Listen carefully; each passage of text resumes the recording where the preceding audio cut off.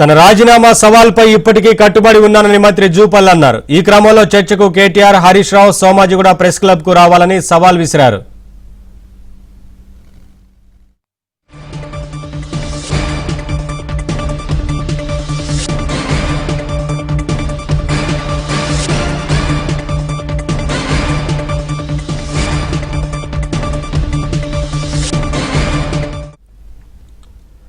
మరోవైపు మంత్రి జూపల్లికి బీఆర్ఎస్ నేత హరీష్ రావు లేఖ రాశారు. బీఆర్ఎస్ ప్రభుత్వ హయాంలో చేసిన అప్పులు, 2.5 ఏళ్లలో కాంగ్రెస్ ప్రభుత్వ అప్పులను అందులో ప్రస్తావించారు. లేఖతో పాటు వీడియోలు, ఇతర ఆధారాలను మంత్రికి వాట్సాప్ ద్వారా పంపారు హరీష్ రావు.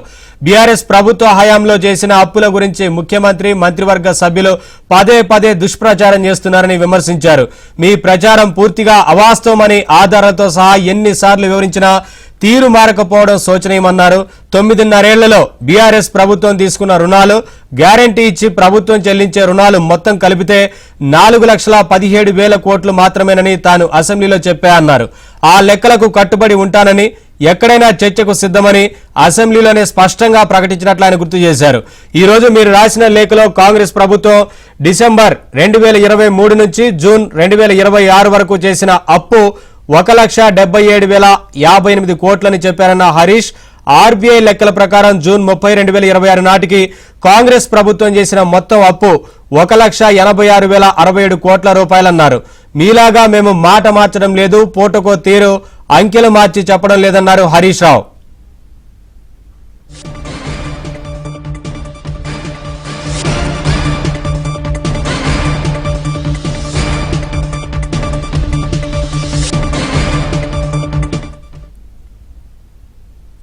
అప్డేట్స్ మా కరెస్పాండెంట్ సిద్ధార్థ్ లైవ్ ద్వారా అందిస్తారు. సిద్ధార్థ్, సవాళ్ళు ప్రతి సవాళ్ళ పర్వం కొనసాగుతున్నట్లు కనిపిస్తూ ఉంది కదా, ఏంటి updates? Thank you Naveen. Telangana రాష్ట్ర అప్పుల గురించి గత 10 సంవత్సరాలుగా చర్చ జరుగుతుంది. కేసీఆర్ మొదటిసారి అధికారంలోకి వచ్చినప్పటి నుంచి కాంగ్రెస్ చాలా బలంగా ఆరోపిస్తుంది. కేసీఆర్ అనవసరపు ఖర్చు చేస్తున్నారు, ఇది రాష్ట్రంపై తీవ్రమైన ప్రభావాన్ని చూపుతుందని పదే పదే చెప్పుకుంటూ వస్తున్నారు. కేసీఆర్ చేసినటువంటి మిస్యూజ్ని ఆపేస్తే రాష్ట్రంలో అనేక అభివృద్ధి పథకాలు చేయవచ్చు అని కాంగ్రెస్ నేతలు చెప్పుకుంటూ వచ్చారు. కాంగ్రెస్ అధికారంలోకి వస్తే కేసీఆర్ చేసినటువంటి అనవసరపు ఖర్చు మీద ఖచ్చితంగా ఎంక్వైరీ చేపిస్తామని చెప్పుకుంటూ వచ్చారు. కాంగ్రెస్ అధికారంలోకి వచ్చిన తర్వాత అసెంబ్లీలో శ్వేతపత్రాన్ని విడుదల చేశారు. అసలు రాష్ట్రంలో జరిగినటువంటి అప్పెంత, ఉన్నప్పెంత, కేసీఆర్ ఎంత అప్పు చేశారు, ఇవన్నీ కాంగ్రెస్ ప్రభుత్వం వచ్చినటువంటి మొదట్లోనే చూసాం. ఇక గత వారం రోజులుగా మంత్రి జూపల్లి వర్సెస్ మాజీ మంత్రులు కేటీఆర్, హరీష్, అదేవిధంగా బీఆర్ఎస్ పార్టీకి సంబంధించినటువంటి నేతలు సవాళ్ళు ప్రతి సవాళ్ళు చేసుకుంటున్నారు. రాష్ట్రంలో జరిగినటువంటి అప్పు 8,12,21,000 కోట్లు ఉందని జూపల్లి కృష్ణారావు అంటే అంత లేదు, 3 లక్షల కోట్లు లేదంటే 4 లక్షల కోట్లు ఉందని బీఆర్ఎస్ నేతలు చెప్తా ఉన్నారు. నిన్న మంత్రి జూపల్లి కృష్ణారావు గన్ పార్క్ దగ్గరికి వచ్చారు. దానికంటే ముందు రోజు సిఎల్పిలో మాట్లాడుతూ రాష్ట్రంలో 8,21,000 అప్పు ఉంది, ఆ అప్పుకు కేసీఆరే కారణము, ఈ మిస్యూజ్ అంతా కేసీఆరే భరించాలంటే కేసీఆర్ బాధ్యత వహించాలి అని చెప్పుకుంటూ వచ్చారు. దీనిపైన చర్చించడానికి తాను సిద్ధంగా ఉన్నాను, తాను ఎక్కడికి రమ్మన్నా అక్కడికి వస్తాను, ఈవెన్ బీఆర్ఎస్ ఆఫీస్కు రమ్మన్నా తాను వస్తానని నిన్న ప్రకటించారు. అయితే నిన్న గాంధీ భవన్లో ఉన్నటువంటి కార్యక్రమాల వల్ల తాను బీఆర్ఎస్ భవన్కు పోలేకపోయాను, గన్ పార్క్ దగ్గరికి వచ్చాను. గన్ పార్క్ దగ్గర కేసీఆర్ చేసినటువంటి మిస్యూజ్, గత రాష్ట్ర ప్రభుత్వం చేసినటువంటి అప్పులకు సంబంధించినటువంటి వివరాలన్నింటినీ బయట పెట్టానని చెప్పారు. ఇక 5 గంటల క్రితం సిఎల్పికి జూపల్లి కృష్ణారావు వచ్చారు. తాను చేసినటువంటి వ్యాఖ్యలపైన కట్టుబడి ఉంటాను, తాను చేసినటువంటి ఛాలెంజ్ పైన కట్టుబడి ఉంటాను, తనలో పాలమూరు పౌరుషం ఉంది, రాష్ట్ర అప్పు 8,21,000 కోట్లు కాకపోతే కేసీఆర్ కానీ, కేటీఆర్ కానీ, హరీష్ రావు కానీ దానికి సంబంధించినటువంటి సమాధానం చెప్పాలి. ఒకవేళ దాన్ని నిరూపించలేకపోతే, దాన్ని బీఆర్ఎస్ అంత అప్పులు లేవని నిరూపిస్తే తాను రాజీనామా చేస్తాను, మంత్రి పదవికి రాజీనామా చేస్తాను, ఎమ్మెల్యే పదవికి రాజీనామా చేస్తాను. ఒకవేళ తాను చేస్తున్నటువంటి లెక్కలు, తను చూపిస్తున్నటువంటి లెక్కలు నిజమేనైతే బీఆర్ఎస్ ఏం చేస్తుంది, వాళ్ళు రాజీనామా చేస్తారా లేదంటే పార్టీని పూర్తిగా రద్దు చేస్తారా?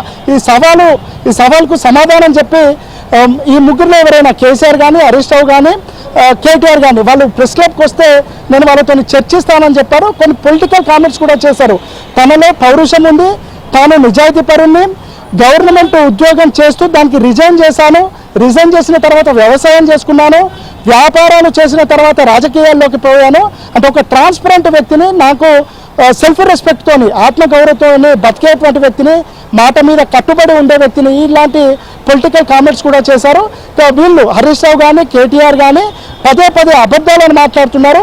ముఖ్యంగా కార్పొరేషన్ల దాదాపు 30 కార్పొరేషన్ల నుంచి కోట్లాది రూపాయల అప్పు చేశారు. కానీ ఎఫ్ఆర్బిఎం పరిధిలోకి వచ్చేటువంటి 3 లక్షలు లేదంటే 4 లక్షల కోట్లను మాత్రమే అప్పుగా చూపిస్తున్నారు. కానీ కార్పొరేషన్ పరిధిలో చేసినటువంటి అప్పులను చూపించట్లేదు. మిషన్ భగీరథకు సంబంధించి కానీ కాళేశ్వరంకి సంబంధించి కానీ ఈ అప్పులను చూపించకపోతే మరి ప్రభుత్వం కట్టాలా లేదంటే ప్రజలు కట్టాలా అని మంత్రి జూపల్లి కృష్ణారావు ప్రశ్నిస్తున్నారు. ఇక దీనికి సంబంధించి కాసేపట్లోనే ప్రెస్ క్లబ్కి వస్తాను. ఆ ప్రెస్ క్లబ్కి వచ్చి తన దగ్గర ఉన్నటువంటి ఆధారాలు మరోసారి మీడియాకు చూపిస్తాను. దీనిపై కేసీఆర్ కానీ కేటీఆర్ కానీ హరీష్ రావు కానీ స్పందించాలని చెప్తా ఉన్నారు.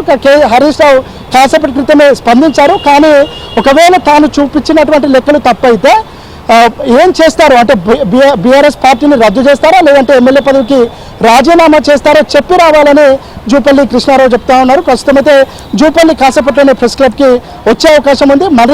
మరోసారి ఆయన ఏం మాట్లాడతారో చూడాలి. Thank you Siddhartha, thanks for the updates.